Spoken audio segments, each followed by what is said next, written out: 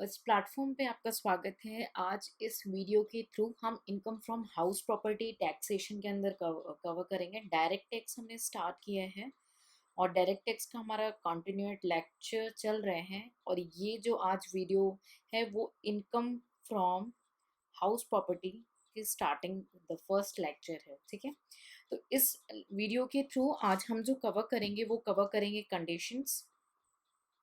ठीक है, क्या कंडीशंस हमें रिक्वायर्ड है कि हमारी जो इनकम है वो इनकम फ्रॉम हाउस प्रॉपर्टी में टैक्स हो।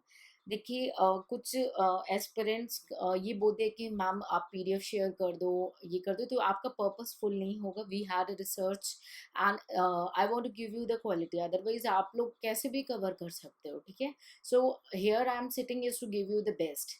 ठीक है, तो बस आपको ट्रस्ट रखना है and just go with the flow, और आप अपना रिजल्ट खुद फील करोगे कुछ समय के बाद। ठीक है, चलिए। So without wasting much time, going ahead with the topic. Income from house property जो है वो टैक्सेबल होता है, आपका जो कवर्ड होता है वो सेक्शन 22 के अंदर होता है। स्टूडेंट पूछते हैं क्या सेक्शन याद करना ज़रूरी है? नहीं, बिल्कुल भी ज़रूरी नहीं है। अगर याद हो जाता है नॉर्मली क्वेश्चन करते करते, इट्स वेल एनफ है। क्योंकि राइट पुट करेंगे तो वैल्यू एडिशन है, बट रॉन्ग पुट करेंगे तो नुकसान है। सो बेटर है कि ना पुट करें। ठीक है, तो पहला जो पॉइंट है मैं बताऊंगी, बेसिस ऑफ चार्जेबिलिटी, यानी कब आपका जो हाउस प्रॉपर्टी की इनकम है वो किस पे चार्जेबिलिटी होगा। ठीक है, तो बेसिस ऑफ चार्जेबिलिटी है हाउस प्रॉपर्टी के अंदर एनुअल वैल्यू। ठीक है, यानी एनुअल वैल्यू जो निकलेगी, हम इसको फ्यूचर में डिस्कस करेंगे। ठीक है, एनुअल वैल्यू जो निकलेगी उस पर टैक्स कंप्यूट होगा। ठीक है, बेसिस ऑफ चार्जेबिलिटी का। ठीक है, अब कंडीशंस हमें अगर देखना है कि क्या कंडीशन है for taxing the income. Conditions for taxing income. ठीक है, from income from house property. ठीक है, मैं ऐसे शॉर्टकट लिखूंगी। ठीक है, सेक्शन 22। ठीक है, तो कौन कौन सी कंडीशन है? सबसे पहले यही है, चार्जेबिलिटी की है। ठीक है, बेसिस ऑफ चार्जेबिलिटी, सबसे पहली कंडीशन यही है कि एनुअल वैल्यू पे कंप्यूट होगा। सेकंड कंडीशन है प्रॉपर्टी। ठीक है, प्रॉपर्टी प्रॉपर्टी कैसी होनी चाहिए देखते हैं। सबसे पहले प्रॉपर्टी जो है आपकी बिल्डिंग, ठीक है, या लैंड अपरेंट थिएटर होगा। लैंड अपरेंट थिएटर मैंने उस जमीन के ऊपर बिल्डिंग बनी हो। ठीक है, मतलब कोई बिल्डिंग बनी है उसकी जमीन, उसको बोलते हैं। ठीक है, सो हमारी property must consist of, the property must consist of building और अ लैंड अपरेंट थिएटर। ठीक है, और बिल्डिंग कैसी होनी चाहिए? Building does not only includes the, does not includes only the residential building. की ऐसा नहीं कि केवल आप सोचो कि हाउस प्रॉपर्टी में केवल रेसिडेंशियल बिल्डिंग ही टैक्सेबल होगी। ठीक है, सो building does not include residential building but also the other kind of building. कौन कौन सी बिल्डिंग कवर हो जाती है, एक ओवरव्यू ले लेते हैं। रेसिडेंशियल तो होनी है। ठीक है, उसके बाद और कौन कौन सी हो सकती है? फैक्ट्री की बिल्डिंग हो सकती है। ठीक है, फैक्ट्री की बिल्डिंग, मैं बिल्डिंग बार बार नहीं लिखूंगी, आप समझ जाना। रेजिडेंशियल हो सकती है, फैक्ट्री की बिल्डिंग हो सकती है आपकी, आपके ऑफिसेज हो सकते हैं, आपके शॉप्स हो सकते हैं। ठीक है, और गोडाउंस हो सकते हैं। ठीक है, गोडाउंस हो सकते हैं। ठीक है, और कोई भी अदर आपकी कमर्शियल जो बिल्डिंग्स आ जाती हैं, प्रीमाइसेस आ जाते हैं, वो भी आपकी बिल्डिंग्स के डिफिनेशन में आ जाएंगे। ठीक है, लैंड अपरेंट थिएटर का मैंने मीनिंग आपको बताया क्या है। ये जो लैंड है वो उस बिल्डिंग से कनेक्टेड है।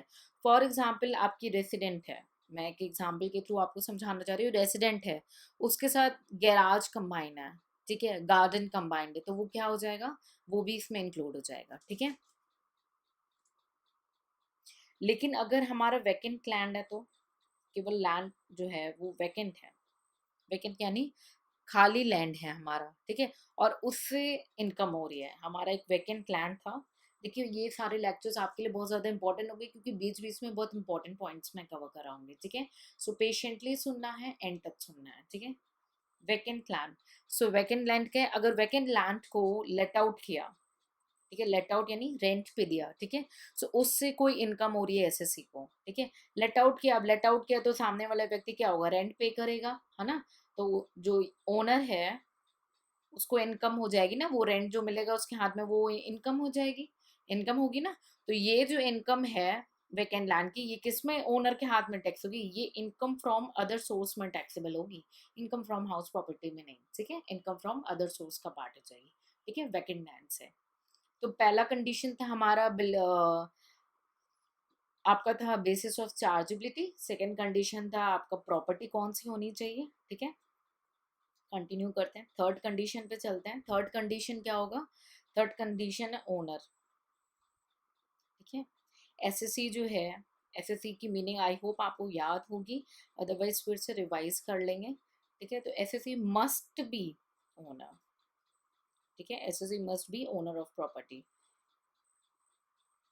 SSC must be owner of the property. कैसे, क्या क्या क्राइटेरिया देख सकते हैं, ओनर की डिफिनीशन इनकम टैक्स एक्ट में एक्सप्लेन की गई है, उस पॉइंट्स को मैं हाईलाइट करा देती हूँ आपके सामने, ठीक है। क्या क्या है, ओनर जो है किसे कहते हैं, a person is entitled to receive income from house property, ठीक है।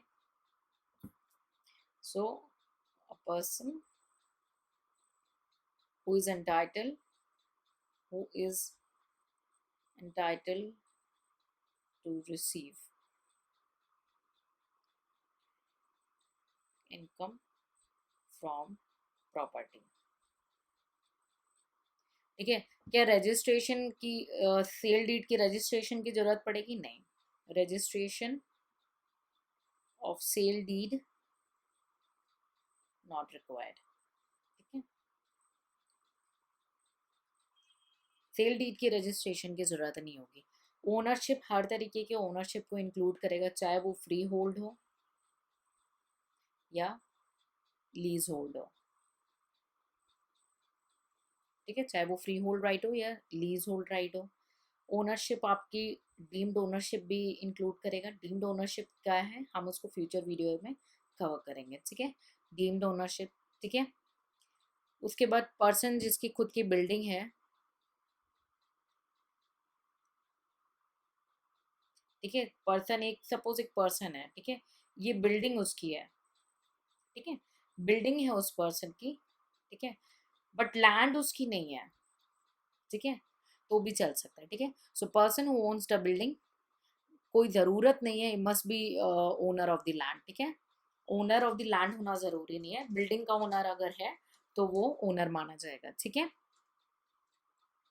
और क्या क्राइटेरिया कि प्रीवियस ईयर में एसएससी जो है वो ओनर होना चाहिए, ठीक है, प्रीवियस ईयर में ओनरशिप चेक करनी है, ठीक है, प्रीवियस ईयर में ओनरशिप चेक होगी, असेसमेंट ईयर से कोई रिलेवेंसी नहीं है, ठीक है। SSC must be the owner of the property during the previous year and it is not material whether is the owner in assessment year or not, ठीक है। So previous year में owner होना चाहिए, ठीक है, ओनरशिप चेक करेंगे। उसके बाद जो लास्ट पॉइंट में आपको ये बताऊंगी, जो टाइटल है ओनरशिप की ऑन द प्रॉपर्टी, अगर मानो किसी केस में किसी डिस्प्यूट में है, ठीक है, कि कौन ओनर बनेगा, ठीक है, तब तक जो है ये मैटर जो टाइटल ऑफ द ओनरशिप है वो इनकम टैक्स डिपार्टमेंट ही टेकन केयर करता है, so it's not a part of your course, ये कोर्ट के जजमेंट से और वेरी हाई लेवल टॉपिक हो जाएगा, ठीक है। सो थर्ड कंडीशन हो गई ओनरशिप की। Fourth and the last condition is property जो है वो यूज, प्रॉपर्टी का यूज जो है that must be for any purpose, for any purpose, property का यूज किसी भी पर्पस के लिए होना चाहिए but that is other than business और प्रोफेशन, ठीक है, किसी भी चीज के लिए होना चाहिए but other than business and profession, ठीक है। So I hope you are clear with all these four conditions. First, the condition is the basis of chargeability. In this, the income under head house property is the annual value, okay, annual value. And the second condition is the property, where the property must consist of building or land apparent thereto, where the building includes all kind of buildings. It may be the residential building, the factory building, the office, the godown, the shops, and other commercial properties. However, land apparent thereto means it is a place connected to the building, like a garage, ठीक है, like a garden, ठीक है, so it's a land apparent thereto. What about if vacant land, and it's been rented out and income received, it comes under the income from other source. Okay. So the third condition is owner. The SSE must be the owner of the property. उसके अंदर में मैंने I just gave you the few ideas of the topic. ठीक है. So a person who is entitled to receive income from property in his own right, ownership है, then he is the owner. ठीक है. There is no requirement of the registration of the sale deed. ठीक है. No requirement of the registration of the sale deed, that can be postponed. ठीक है. और what about next? Owner includes both freehold and leasehold. Owner includes the deemed ownership. Okay. And the person who owned the building need not necessary to own the land also. Okay. On which the land stands. Okay. And SOC must be the owner of the property during the previous year. It is not material whether it's owner in the assessment year. ठीक है. Fourth condition is purpose. किसके लिए property use हो रही है? The property may be used for any purpose but other than the SSA's business or profession. Okay. I hope all these four conditions are clear. So in case of any doubt in any of the conditions, you can just message us, you can reach us, and we'll see you in the next lecture with the further continuation of income from house property. Till then, please work hard and take care.